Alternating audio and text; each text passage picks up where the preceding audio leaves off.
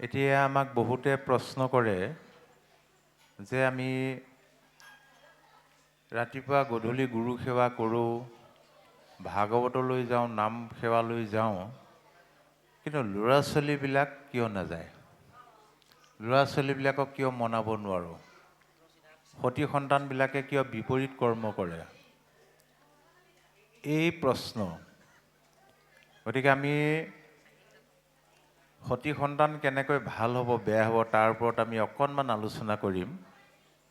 সতী সন্তান ভাল বেয়া নিৰ্ভৰ কৰে সদায় মাতৃগৰাকীৰ ওপৰত।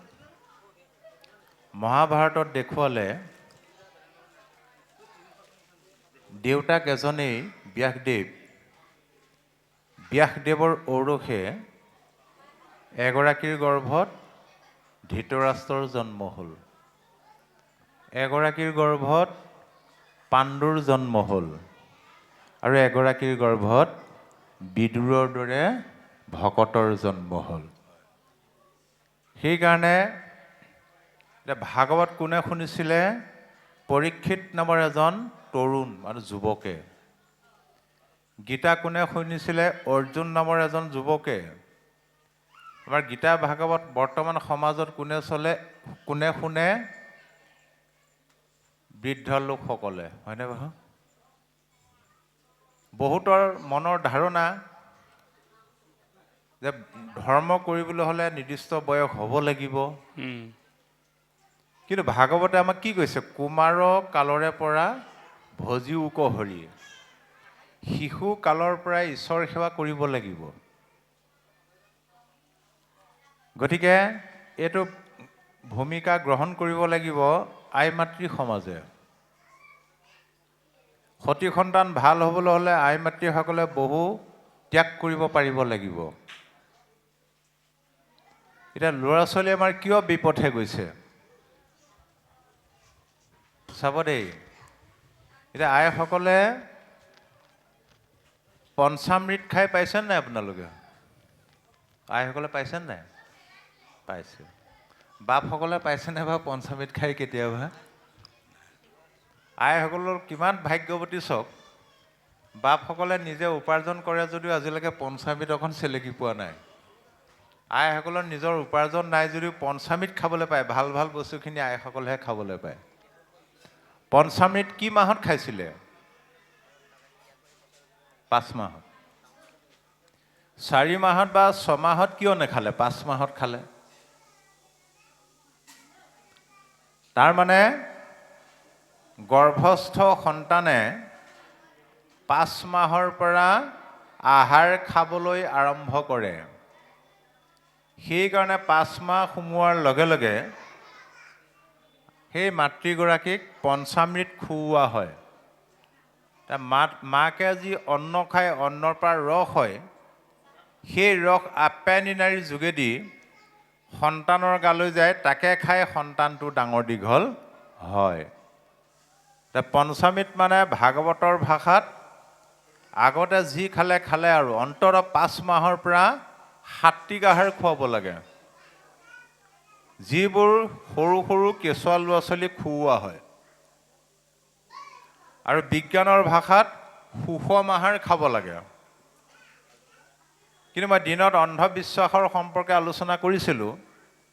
যিহেতু আই মাতৃসকল অন্ধবিশ্বাসৰ বশৱৰ্তী হৈ আছে, সেইকাৰণে এনেকুৱা এটা প্ৰবাদ চলি আছে যে সেই অৱস্থাত যিটোকে খাবলৈ মন যায় বোলে সেইটোকে খুৱাব লাগে, হয়নে? নহ'লে কি হয়, মাকৰ যদি লোভটো থাকি যায়, সেই সন্তানটো জন্ম হোৱাৰ পিছত বোলে লেলাই থাকে বুলি কয়। এতিয়াও বহুতে কয়, কেঁচুৱাই লেলোৱা দেখিলে, লালতি দেখিলেই ক'ব, দেহি ঐ মাকৰ বোলে কিবা খাবলৈ লোভ থাকি গ'ল। এইটো একেবাৰে মিছা কথা। সেইটো বিজ্ঞানসন্মত নহয়। বিজ্ঞানৰ ভাষাত কিবা এটা ভিটামিনৰ অভাৱত হয়তো লালতি ওলাব পাৰে। আপুনি বাস্তৱত চাবচোন, যিসকলৰ ডায়েবেটিছ ৰোগ হৈছে সেইসকলক সুধিবচোন কি খাবলৈ বৰকৈ লোভ লাগে। একেবাৰে পোনপটীয়াকৈ ক'ব বোলে ৰসগোল্লাটো খাবলৈ বৰ লোভ লাগে। যিসকলৰ হাই প্ৰেছাৰ আছে সেইসকলক সুধিবচোন কি খাবলৈ বৰকৈ লোভ লাগে। মাছ মাংস জাতীয় খাচী মাংস ইত্যাদি খাবলৈ লোভ লাগে। তাৰমানে অপথ্য বেমাৰৰ অপথ্যবিলাক খাবলৈ যেনেদৰে লোভ লাগে, ঠিক সেইদৰে গৰ্ভৱতী আই মাতৃগৰাকীৰ যিবিলাক খাদ্য খালে গৰ্ভস্থ সন্তানৰ কাৰণে অপকাৰ কৰে, সেইবিলাক খাবলৈ খুব লোভ লাগে। কপিল প্ৰভুৱে মাতৃ দেৱহূতিক কৈ গৈছে, জ্বলা টেঙা লোণ খাৰ আদি খাবলৈ মন যায়। সেইমতে খাবও পাৰে বোলে। খোৱাৰ পিছত কি অৱস্থা হয়? জ্বলা টেঙা লোণ খাৰ আদি কৰি মাৱে খাই যত যত তাৰৰ সজাই শৰীৰে পৰই মূৰ্ছা যাই সেহি মত। যি জ্বলা ডাঙৰ মানুহে খাব নোৱাৰে, তাৰ অকণমান ৰস যদি কুমলীয়া সন্তানৰ গাত পৰেগৈ, সি ঘনে ঘনে মূৰ্ছা যায়, বহুত কষ্ট খায়। তেতিয়াই বোলে মনে মনে ভাবে, তই মোক জ্বলা টেঙা তিতা কেঁহা খুৱাইছ, মোকো বাহিৰ হ'বলৈ দে, তোকো মই জ্বলা টেঙা তিতা কেঁহা খুৱাই আহিম। খাইছেনে বাৰু? সতী সন্তানৰ কাৰণে আই মাতৃসকলে এতিয়া জ্বলা টেঙা তিতা কেঁহা খাবলৈ পাইছেনে নাই? কিয় পালে? গৰ্ভত থাকোঁতে তাক কষ্ট দি আহিছে আপুনিও। সেইকাৰণে 5 মাহৰ পৰা পঞ্চামৃত খাব লাগিব। এতিয়া পঞ্চামৃতৰ তাত্ত্বিক অৰ্থটো চাব। এবাৰ গুৰুজনে শ্ৰীৰামাতাক সুধিলে যে, শ্ৰীৰাম, অন্নমুঠি কিহেৰে গ্ৰহণ কৰা হ'ল? শ্ৰীৰামাতাই ক'লে যে, কৃপালু বাপ, তব কৃপা পঞ্চামৃতিৰে ধৰা হ'ল। আকৌ এদিন সুধিলে, পঞ্চামৃত বুলি ক'লে, সদায় পঞ্চামৃত বুলিয়ে কয়। গুৰুজনাৰ এদিন সন্দেহ হ'ল যে, আমি ভঁৰালত খেতি থাকিও পঞ্চামৃত খাবলৈ নাপাওঁ, এই শ্ৰীৰামে দুবেলা দুসাঁজ খুজি মাগি খাই সদায় পঞ্চামৃত খাবলৈ ক'ত পায়? এবাৰ ভকত এজনক দায়িত্ব দিলে, তুমি মনে মনে চাই থাকিবাচোন কাইলৈ কি খাই আহে।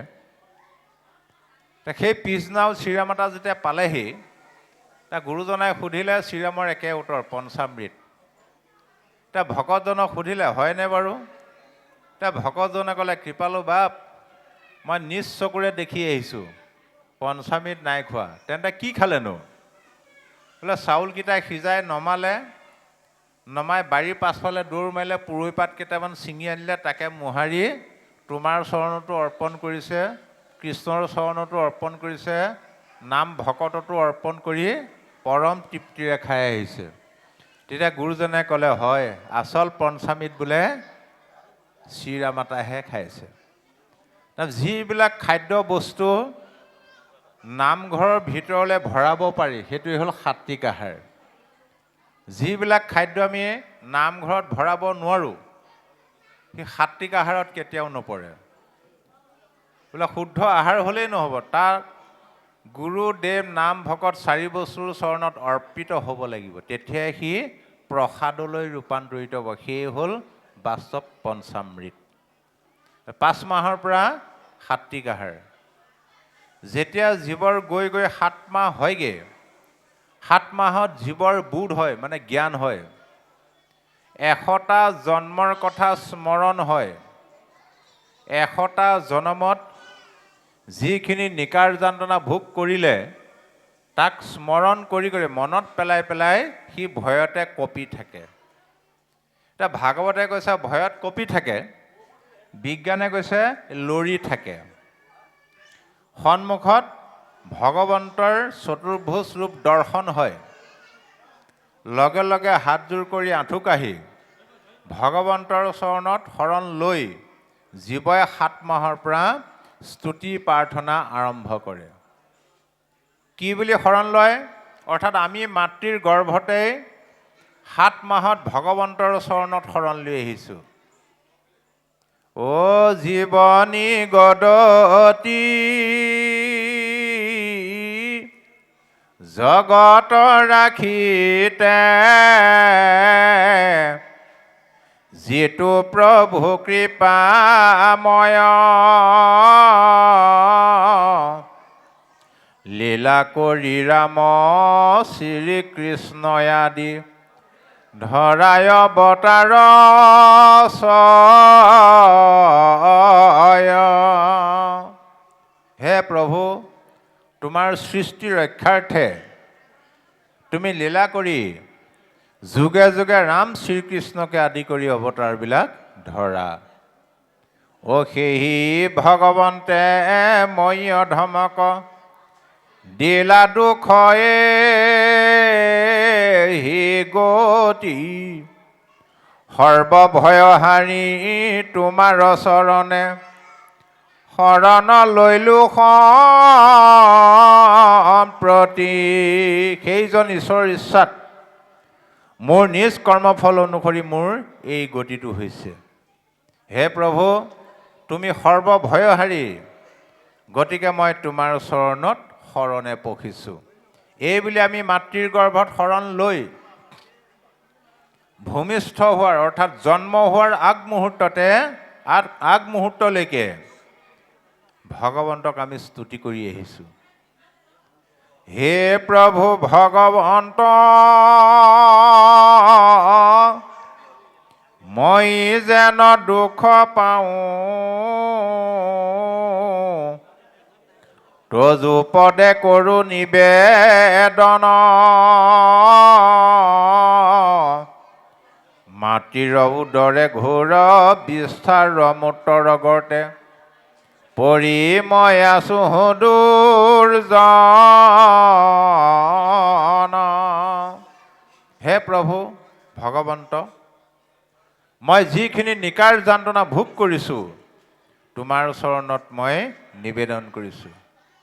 কি মাতৃৰ উদৰত বিষ্ঠা আৰু মূত্ৰৰ গৰ্তত মই দুৰ্জন পৰি আছোঁ। অকল সিমানেই নহয়, অ তাতে গৰ্ভাগ্নিয়ে বেঢ়ি সমস্ত শৰীৰ দহে দিন মাহ কৰোঁ গণন। ইটো নিকাৰৰ হন্তে কোনো দিনা কৃপা কৰি বাহিৰ কৰিবা নাৰায়ণ। তাতে গৰ্ভৰ জুই কুৰাই মোক জ্বলি পুৰি মাৰিছে। মই মাত্ৰ দিন মাহে গণনা কৰিছোঁ। প্ৰভু, তুমি মোক কোনদিনা কৃপা কৰি এই গৰ্ভবাসৰ যন্ত্ৰণাৰ পৰা বাহিৰ কৰি দিবা। এইবুলি জন্ম হোৱাৰ আগমুহূৰ্ততে যিহেতু গৰ্ভস্থ সন্তানে স্তুতি প্ৰাৰ্থনা কৰি থাকে, মাতৃগৰাকীয়েও অলপ ত্যাগ স্বীকাৰ কৰি অন্ততঃ 7 মাহৰ পৰা অন্য বিষয় চিন্তা নকৰি মোবাইলত লাগি নাথাকি, চিৰিয়েল বা বিহু ফাংচনত লাগি নাথাকি যদি ঈশ্বৰক খাওঁতে বওঁতে উঠোঁতে বহোঁতে শয়নে সপোনে যদি চিন্তা কৰে বা নামঘোষাকে পঢ়ি থাকে, তেতিয়া সেই সন্তানক কেতিয়াও আমি শাসন কৰিব নালাগে। এতিয়া আপোনালোকে ঈশ্বৰৰ চিন্তা কৰি আছে, ঈশ্বৰৰ কথা শুনি আছে, বাটত যদি কোনোবাই ঢোল বজাই বিহু মাৰি হুলস্থুল কৰি থাকে, আপোনাক খং উঠিব নাই বাৰু? যে গৰ্ভস্থ সন্তানে ঈশ্বৰক প্ৰাৰ্থনা কৰি আছে, মাকে গৈ আকৌ বিহু ফাংচনত বিহু শুনি আছেগৈ বা মোবাইলত চিৰিয়েল চাই আছে, গান শুনি আছে, তাৰ খং উঠিব নাই? গতিকে সতি সন্তানৰ পৰা সুফল পাবলৈ হ'লে, সুখ আৰু শান্তি পাবলৈ হ'লে আমিও গৰ্ভত থাকোঁতে তাক সুখত ৰাখিব পাৰিব লাগিব। তাৰপিছত ভূমিষ্ঠ হ'ল, ভূমিষ্ঠ হোৱাৰ পিছত পুনৰ সেই যোগসূত্ৰ আনিবৰ কাৰণে আমি সৰু কালৰ পৰাই অন্ততঃ 5 বছৰ বয়সতে আমি গুৰু পৰিচয়টো দি দিব লাগিব। সৰু কালৰ পৰাই প্ৰাৰ্থনা গাবলৈ শিকাব লাগে। তেনে সংসাৰ তৰিবলৈ হ'লে সমানে সমানে 2টা জ্ঞান আমাক লাগিবই। এটা হ'ল স্কুলীয়া কলেজীয়া পাঠ্যপুথি জ্ঞান, আনটো হ'ল আধ্যাত্মিক জ্ঞান। 2টা যেতিয়া সমানে সমানে উপাৰ্জন কৰিম, তেতিয়াহে আমি সংসাৰৰ 3 তাপৰ পৰা পৰিত্ৰাণ পাব পাৰোঁ। সংসাৰৰ তিনি তাপে আমাক প্ৰত্যেক মুহূৰ্ততে দগ্ধ কৰি আছে। আধ্যাত্মিক তাপ, আধি ভৌতিক তাপ আৰু আধি দৈবিক তাপ, এই তিনিটা তাপ। আধ্যাত্মিক তাপ শাৰীৰিক আৰু মানসিক। শাৰীৰিক হ'ল খৰ খজুৱতিৰ পৰা আৰম্ভ কৰি শৰীৰত যিখিনি বেমাৰ আজাৰ হয় তাৰ পৰা যিখিনি তাপ পাওঁ, কষ্ট পাওঁ, শাৰীৰিক। মানসিকভাৱে যিখিনি দুখ পাওঁ, মানসিক তাপ। আধি ভৌতিক অন্য পঞ্চভৌতিক প্ৰাণীৰ পৰা যিখিনি কষ্ট পাওঁ, দুখ পাওঁ, আধি ভৌতিক। আধি দৈবিক গৰম ঠাণ্ডা, বিজুলী ঢেৰেকণি, বতাহ বৰষুণ, বানপানী ভূমিস্খলন ভূমিকম্প ইত্যাদি প্ৰকৃতিৰ পৰা যিখিনি আমি তাপ পাওঁ, এয়া হ'ল আধি দৈবিক। তাৰপিছত এইখিনিৰ পৰা পৰিত্ৰাণ পাবলৈ হ'লে কপিল প্ৰভুৱে মাতৃ দেৱহূতিক কৈ গ'ল, ঈশ্বৰ সেৱা হ'ব লাগিব আমাৰ দুই প্ৰকাৰে। এটা হ'ল আধ্যাত্মিক কৃষ্ণৰ সেৱা আৰু এক প্ৰকাৰ হ'ল বহিৰ্জাগতিক কৃষ্ণৰ সেৱা। আধ্যাত্মিক কৃষ্ণৰ সেৱা এয়া, পুৱা গধূলি গুৰু সেৱা কৰা, নাম পাঠলৈ যোৱা, ঈশ্বৰৰ কথা শুনা, এয়া আধ্যাত্মিক কৃষ্ণৰ সেৱাহে। এই আধ্যাত্মিক কৃষ্ণৰ সেৱাৰ যোগেদি আমি বহিৰ্জাগতিক কৃষ্ণৰ সেৱা কৰিব পাৰিব লাগিব। বহিৰ্জাগতিক কৃষ্ণ বাহিৰত দেখাসকল, এই সমস্তবিলাক ঈশ্বৰৰে একোটা একোটা ৰূপ, এইটো আমি উপলব্ধি কৰিব লাগিব। আধ্যাত্মিক কৃষ্ণৰ সেৱা কেনেদৰে হ'ব? হে ৰাম গীতা ভাগৱত শাস্ত্ৰ কৰিবে শ্ৰৱণ, সাধু সংগে মোৰ নাম কৰিবে কীৰ্তন, ইষব সাধন যিটো কৰিলে আশ্ৰয়, অনায়াসে মুততাৰ চিত নিমজয়, পুষ্পৰ সুঘ্ৰাণ যেন প্ৰৱেশে নাখাত, এমতে যোগীৰ চিত প্ৰৱেশে আমাত। সদায় ভকতৰ সংগলৈ গৈ গীতা আৰু ভাগৱতৰ কথাবিলাক শুনি তাক আমি উপলব্ধি কৰিব লাগিব। সদায় ভকতৰ সংগত ঈশ্বৰৰ নাম ল'ব লাগিব। এইদৰে শ্ৰৱণ কীৰ্তন কৰোঁতে কৰোঁতে কৰোঁতে যাৰ অভ্যাসত পৰিণত হৈ গ'ল, তেওঁৰ চিত্ৰটো বোলে ঈশ্বৰত অৰ্পণ হৈ গুচি যাব। যে গীতা ভাগৱতৰ মূল লক্ষ্য উদ্দেশ্য যে আমাৰ চঞ্চল চিত্ৰটো আমি ভগৱন্তৰ চৰণত অৰ্পণ কৰিব লাগে। তেতিয়া জীৱনমুক্ত হয়। যি জীয়াই থাকোঁতে মুক্তি নাপায়, মৰাৰ পিছতো নাপায়। যি জীয়াই থাকোঁতে আনন্দ কৰিব নোৱাৰে, হাঁহিব নোৱাৰে, মৰাৰ পিছত কি হাঁহিব? এতিয়া আজিকালি মানুহৰ মুখত হাঁহি বোলা বস্তুটো নাইকিয়া হ'ল, হয়নে বাৰু? আছেনে বাৰু? নাই, নেহাঁহিলে নহয় কাৰণে এনেই দাঁতকেইটা উলিয়াই থৈ দিয়ে। কিন্তু পেট বিষাই যোৱাকৈ হাঁহেনে বাৰু কেতিয়াবা? যি মানুহে পেট বিষাই যোৱাকৈ হাঁহিব পাৰে, তেওঁ গেছৰ টেবলেট খাব নালাগে। মই প্ৰমাণ চাব। হাঁহেনো কেনেকৈ আৰু, যিখনে টেনশ্যন আৰু, নহয় জানো? গতিকে হাঁহিবলৈ এতিয়া আপোনালোকে যিটো হাঁহি মাৰিছে, এইটো অন্তৰৰ পৰা হাঁহিছে কিন্তু, হয়নে? আজি আপোনালোকে যিটো শক্তি পাব, এবছৰ একেৰাহে ভিটামিনৰ কোৰ্চ কৰিলেও বোলে এই শক্তিটো নাপাব, মনত ৰাখিব। শুকদেৱে পৰীক্ষিতক ভাগৱত ক'বলৈ ধৰোঁতেই প্ৰথমতেই কৈছিলে, হে ৰাজন, মই ভাগৱত কম, তুমি মাত্ৰ একান্ত মানে শুনি গ'লে হ'ল, একো কৰিব নালাগে। মাত্ৰ এই ভাগৱত শ্ৰৱণৰ মাধ্যমেদি তোমাৰ চঞ্চল চিত্ৰটো তুমি কৃষ্ণৰ চৰণত অৰ্পণ কৰিব লাগিব। একাদশ স্কন্ধ ভাগৱতত বৈকুণ্ঠ প্ৰায়ণৰ আগে আগে স্বয়ং ভগৱন্ত কৃষ্ণদেৱে উদ্ধৱক কৈছিলে, কিন্তু ঐত নথাকিবা কহিলো প্ৰকটি, মুত চিত্ত দিয়া ফুৰা পৃথিৱী পৰ্যতি তুমি পৃথিৱীত ঘূৰি ফুৰা, এই সংসাৰ চক্ৰত ঘূৰি ফুৰা, কিন্তু তুমি যদি কেনেবাকৈ চিত্ৰটো মোৰ চৰণত অৰ্পণ কৰি দিব পাৰা, তে সংসাৰৰ দুখে বিষয়ৰ দুখে তোমাক কেতিয়াও স্পৰ্শ কৰিব নোৱাৰে। গতিকে আমিও যদি চিত্ৰটো অৰ্পণ কৰিব পাৰোঁ, তে চিত্ৰৰ কথা কিয় ক'লে যে 24টা তত্ত্বৰে গঠিত মনুষ্যৰ দেহত আটাইতকৈ চঞ্চল তত্ত্বটো হ'ল চিত্ত।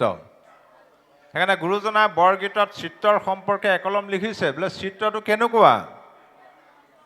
কমল দল জল চিত্ত চঞ্চল থিৰ নহি তিলয়ে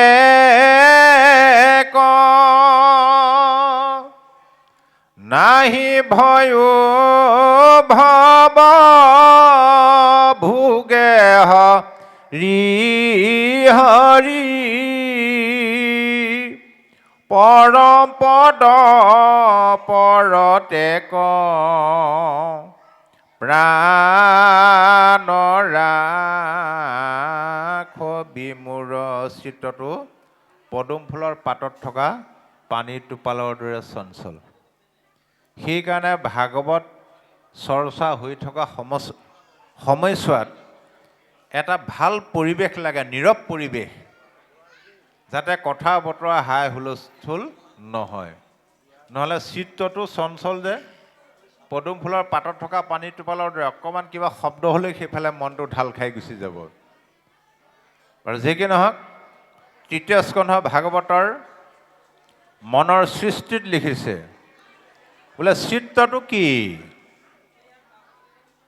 হৃদয়তক থাকি কৰে ভাল মন্দ কাম, একে মন চাৰি ৰূপ শুনা তাৰ নাম।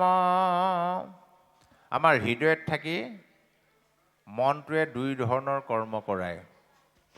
কেতিয়াবা আমাক ভাল কাম কৰায়, কেতিয়াবা আমাক বেয়া কাম কৰায়। তে আজি আমাৰ মনটোৱে আমাক ভাল কাম কৰাইছে, নহয়নে বাৰু? এইহেন বতৰত এমুঠি বনাই খাই শুই থাকিব লাগে, ইয়ালৈ অনাইছে, মনটোৱে অনাইছে, ভাল কাম কৰাইছে। কাইলৈ থাকি পৰহিলৈ আকৌ ইয়াৰ বিপৰীতটো কৰাই দিব পাৰে। সেই ভাল আৰু বেয়া কাম কৰোঁতে একেটা মনৰে চাৰিটা ৰূপ, মন বুদ্ধি অহংকাৰ আৰু জানাচিত, এহি চাৰিবিধ ৰাজা ভৈলন্ত বিদিত। মন, বুদ্ধি, অহংকাৰ আৰু চিত্ত। বোলে মনটোৱে কি কৰে? সংকল্প বিকল্প কৰি থাকে নিজৰ জীৱনটোক লৈ। নানা কৰ্ম কৰিবাক কৰে আলোচন, একো কৰ্ম স্থিৰ নোহে তাকে বুলি মন। আমুকটো কৰিব লাগিছিলে, তামুকটো কৰিব লাগিছিলে, আমুকটো হোৱা হেঁতেন ছিলে, কিন্তু যদি এইটো হ'ল মন। এতিয়া আজি সন্ধ্যা লগা ভাগৱতলৈ অহাৰ আগত কোনোবাই হয়তো ভাবিছিলে ভাগৱতলৈ যাওঁ নে নাযাওঁ, যাওঁ নে নাযাওঁ, বৰষুণো দিছে, মনটো কোচ খাইছিলে, নহয় নে?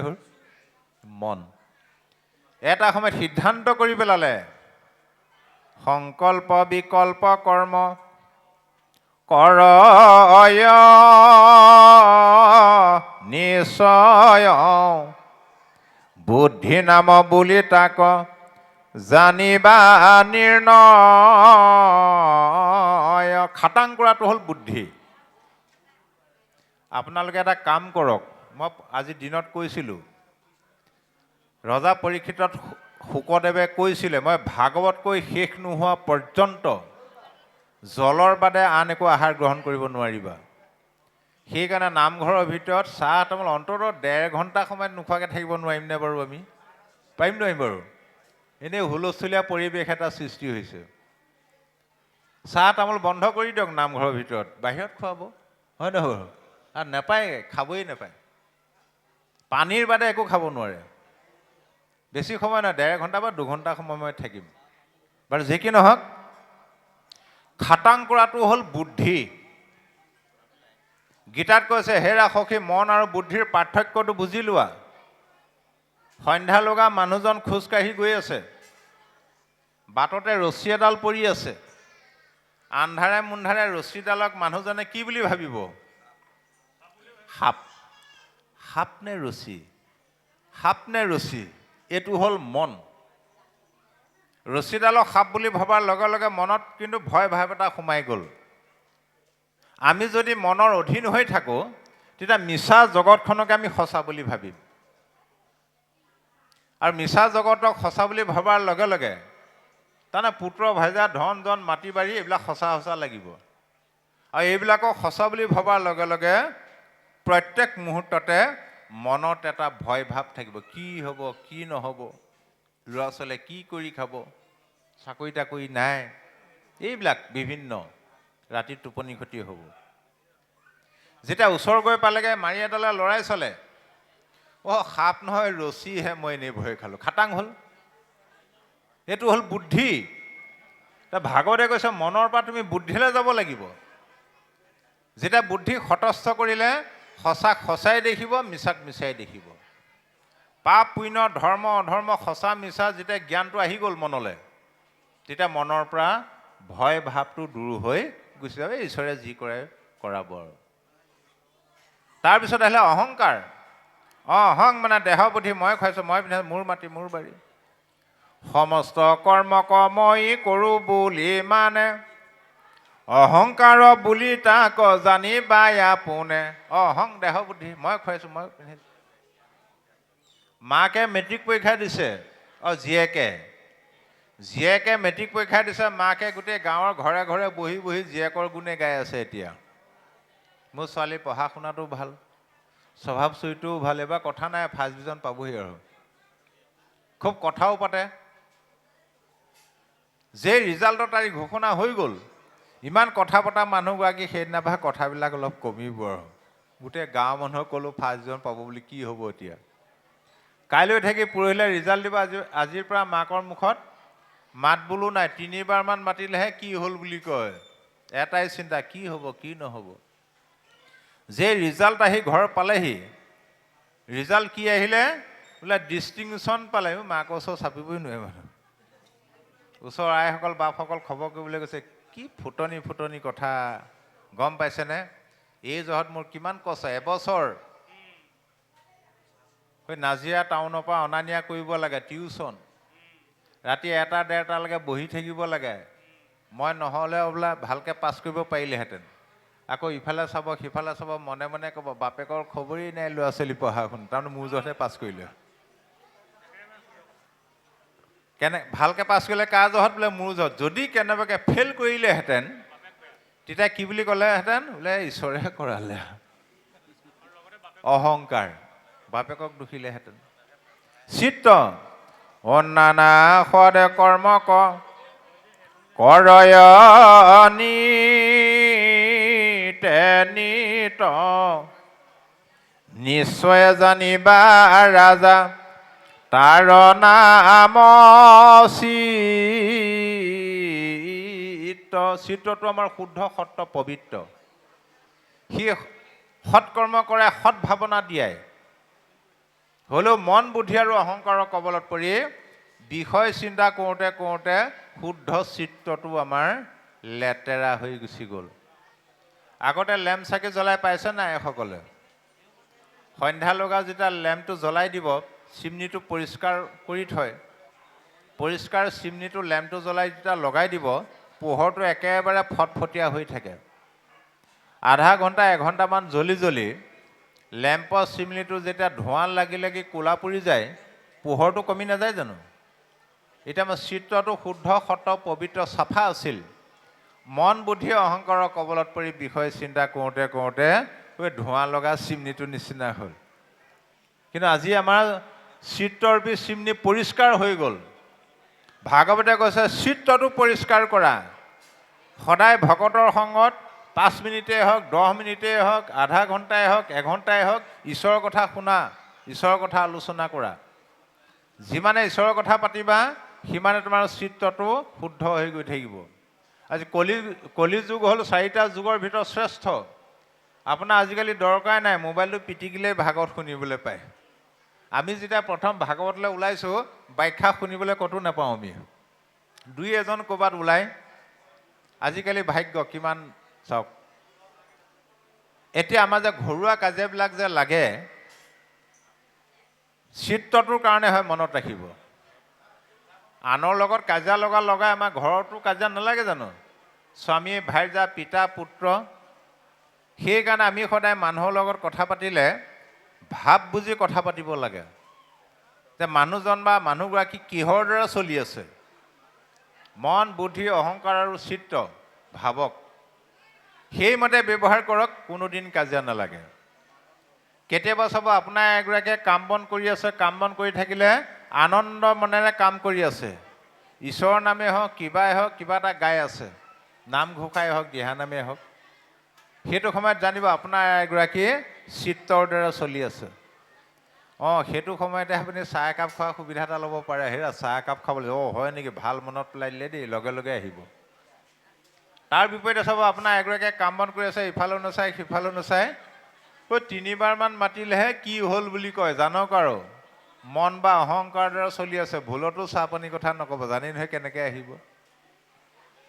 কেতিয়াবা ইমান ধুনীয়াকৈ মাতে, হেৰি এই অন্নমুঠি হ'ল আৰু আহক। কেতিয়াবা মাতিব, এই বাপেৰক মাতি দে খাবলৈ, কয় নকয়? সেইটোতে চিন কিহৰ দ্বাৰা চলি আছে। গতিকে এতিয়া বৰ্তমান এই মুহূৰ্তত যদি আপোনালোকে একান্তভাৱে ভাগৱত শুনি আছে, যদি ভাগৱত শুনি যদি ভাল পাইছে কথাবিলাক, তেতিয়া জানক আপোনালোক চিত্তৰ দ্বাৰা চলি আছে। আৰু এই চিত্ৰটো ভগৱন্তক অৰ্পণ কৰিবলৈ হ'লে সদায় গীতা ভাগৱতৰ কথাবিলাক শুনিব লাগিব, সাধুৰ সংগত নাম কীৰ্তন কৰিব লাগিব। যে তেতিয়া আপোনাৰ চিত্ৰটো ঈশ্বৰৰ চৰণত অনায়াসভাৱে অৰ্পণ হ'ব। আপুনি ব্যৱহাৰিক জীৱনত প্ৰমাণ চাব পাৰে যে আপোনাৰ চিত্ৰটো ঈশ্বৰত অৰ্পণ হৈছে নে নাই। কেনেকৈ প্ৰমাণ কৰিব? এতিয়া ৰাতিপুৱা শুই উঠাৰ পৰা ধৰি খাওঁতে বওঁতে, উঠোঁতে বহোঁতে, শয়নে সপোনে প্ৰত্যেক মুহূৰ্ততে কৃষ্ণ শব্দটো আহে নাই বাৰু? আহে। বিপদত পৰিলে আহে নাহে? বিপদত পৰিলে নাহে। সকলো সময়তে কৃষ্ণ শব্দটো আহে। পিছল খাই পৰিবলৈ ধৰিলে ঘপককৈ আকৌ ইটো শব্দ আহে, হয়নে? যদি পিছল খাই পৰিবলৈ ধৰোঁতে যদি বেলেগ শব্দ নাহি কাৰোবাৰ কৃষ্ণ শব্দটো আহি গ'ল, তেতিয়া জানক আৰু তেওঁৰ চিত্ৰটো ঈশ্বৰত অৰ্পণ হৈ গ'ল। আপোনাৰ চিত্ৰ যেতিয়া ঈশ্বৰত অৰ্পণ হৈ যাব, তেতিয়া আপোনাৰ কি লাভ হ'ব? ভাগৱতৰ সিদ্ধান্ত, নাৰায়ণ স্মৰণেহে পৰম মংগল, এহি মানে জীৱন্ততে জন্মৰ সামফল। তেতিয়াহে মনুষ্য জন্মটো সামফল হ'ব। কেনেদৰে? গোটেই জীৱনজোৰা অভ্যাসৰ যোগেদি অন্তকালে হৰি স্মৰে, যিটো ভাগ্যৱন্ত তাহাৰ মহিমা কহি কোনে পাৱে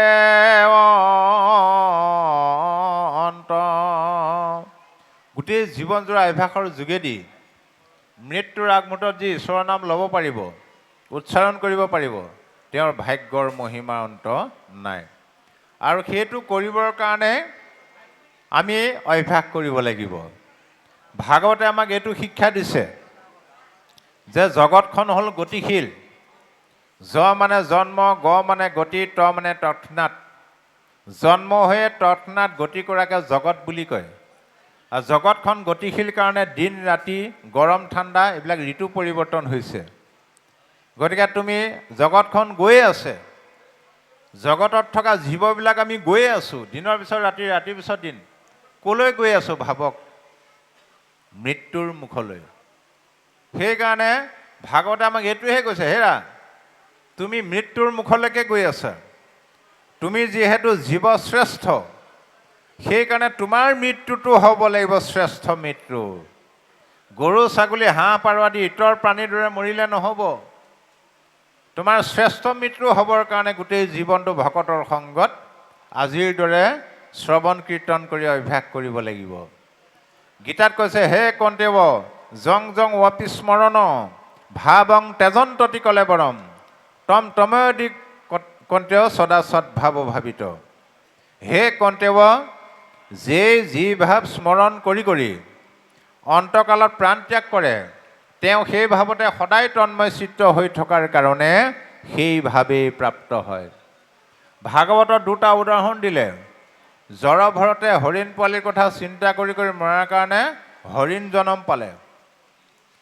পুৰঞ্জন নামৰ এজন ৰজা আছিলে, তেওঁ ৰাণীগৰাকী বৰ সুন্দৰী আছিলে। মৃত্যুৰ সময়ত ভাৰ্যাৰ কথা চিন্তা কৰি কৰি মৰাৰ কাৰণে বিদৰ্ভী হৈ মলাই ধ্বজৰ ভাৰ্যা হ'ল। আই মাতৃসকল, আগৰ জন্মত আপোনালোক পুৰুষ আছিলে। মৃত্যুৰ সময়ত ভাৰ্যাৰ কথা চিন্তা কৰি কৰি মৰাৰ কাৰণে লোকৰ ভাৰ্যা আছে। বাপ সকলো তদ্দুপ যাত ঋষি ভাৱনা যস্য সিদ্ধিৰ ভৱতিতা দিছে। তাকে ভাগৱতত কি কৈছে? অ মৰিবাৰ বেলা যাক চিন্তি মৰে নৰ উপজিয়া পাৱে পাছে সেহি কলে